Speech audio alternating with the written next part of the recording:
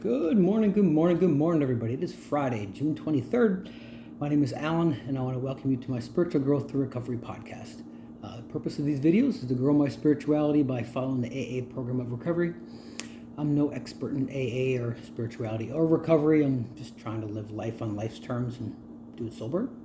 So the recipe we follow here is daily reading out of the AA Daily Reflections book. And there's a link in the description if you'd like to follow along.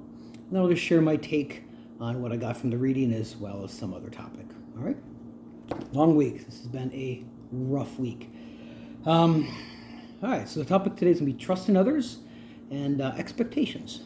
All right, so let's get busy with the reading. The 23rd. Trusting others. But does trust require that we be blind to other people's motives or indeed to our own? Not at all. This would be folly. Most certainly we would assess the capacity for harm as well as the capability for good in every person that we would trust. Such a private inventory can reveal the degree of confidence we should extend in any given situation. As Bill sees it, page 144. I am not a victim of others, but rather a victim of my expectations, my choices, and dishonesty. When I expect others to be what I want them to be and not who they are, when they fail to meet my expectations, I'm hurt. When my choices are based on self-centeredness, I find I am lonely and distrustful. I gain confidence in myself, however, when I practice honesty in all my affairs. When I search my motives and am honest and trusting, I am aware of the capacity for harm in situations and can avoid those that are harmful. Trust in others. You can't go through life without trusting people, but trust everybody, you get burned. So it's not kind of a dicey thing. So the idea, so trust, as defined, is belief in the reliability, truth, ability, or strength of somebody. Firm belief in the, so just that someone's going to do what they say they're going to do. They're going to follow through like they say they're going to follow through. Trust, and it's probably one of the biggest things in a relationship. At least it is for me. Here, the next part kind of talks about the, assessing the potential harm or the capability for good in every situation. I don't know if I necessarily do that. I know I kind of have defaults. Can I trust them to pay me back? Are they, mostly, do I think they will or not? And am I willing to roll the dice on it? And typically big things, I've seen some kind of track record that they have followed through, so not such a big deal. But in this whole thing of trust, and the most important thing for me is to not get emotionally attached to the outcome. If they don't follow through, which could be something of their fault or not, life happens, I need to be okay no matter what.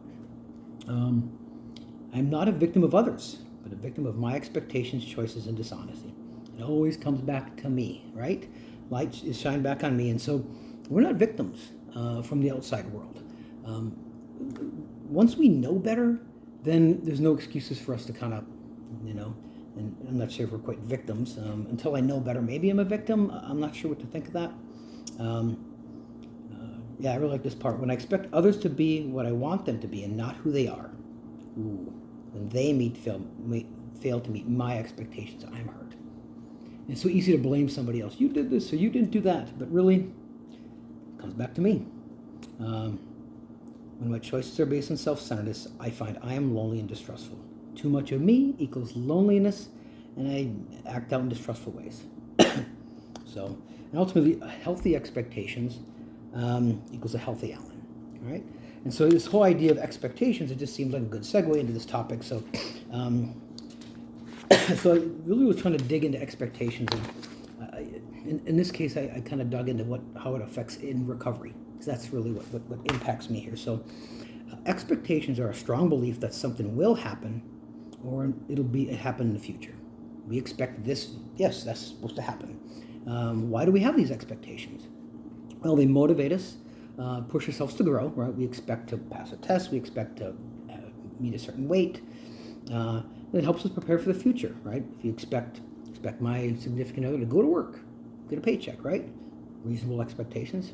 So where do these expectations come from, right? They can come from our family of origin, through parents, relatives, that kind of thing, from our society, friends, neighborhood, church, school, TV, media. And often also can come from personal experiences or preferences, hurts, hopes, things that have happened. When someone kind of calls me out on something, usually I kind of expect it to, I don't know, I have to own it, but a lot of times I don't have to. So what does AA literature say about expectations? Now, I've heard this, I couldn't find this in the AA literature, but I've heard a lot about expectations are premeditated resentments. When you're feeling resentful, it's almost always we can trace it back to our expectations. Yes, sometimes people can really, really hurt us and really steal. Ultimately, but most time, it's our expectations. It indicates that we tried once again to control or manipulate a situation, and now is resentful when it didn't turn out the way we expected. My job. Yeah, that's where I'm at with my job today. Unrealistic expectations lead to disappointment and frustration. Because I need to control, manipulate, make things the way we want them to be. So what are some unrealistic expectations in recovery? Thinking we can handle the addiction recovery on our own. Trying to be perfect or beating ourselves up when we fail. It's always in the middle. Addiction recovery is not a quick process, and it doesn't just stop. There's no graduating, right? Think of life will just be back to normal after a short amount of sobriety. It's a road, man. It's a road.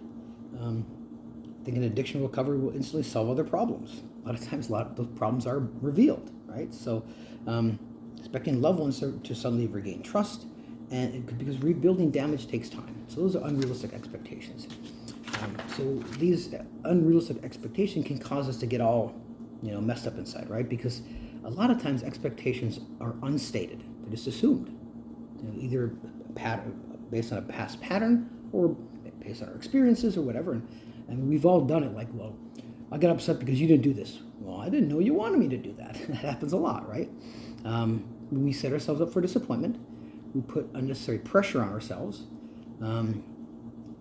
Depending on what part of our lives, we may not be able to find our purpose because we're expecting something to happen, right? Instead of just going with the flow. So the best ways that I've found to set realistic expectations are to remember that addiction recovery is a process. We need to set realistic goals. Take it day by day. We're not going to be recovered overnight. Instead of focus on the curing, focus on building healthier habits. I like that one. Stay flexible. Just got to go with the flow sometimes. Flow like water, right? So some of the best ways to maintain realistic expectations are to acknowledge our progress, kind of review our expectations. What did I expect going to this thing? To practice self-care, okay? Knowing that we will face obstacles and difficult patches along the way. And reach out for support. Talk about what we're going through. And a lot of times we just talk to someone or even listen to someone, we realize, okay, well, that's not reasonable. So anyway, it's been a long week. Long week. So I just hope you got something out of the readings this week. I know I did. A lot of work involved, and I love it. I really do. I love it. I just want to encourage you to, maybe evaluate your relationships. See where there's some trust that needs to be mended. Maybe is there someone, maybe a sibling, a child, whatever, maybe trying to always take advantage of you, and can you set some boundaries and or talk to them about the trust or whatever that looks like. And are there places where you have unrealistic expectations, relationships, jobs, yourself, that kind of thing. Anyway, hope you have a wonderful weekend. I'll be back Monday for a new video. So until then, peace out.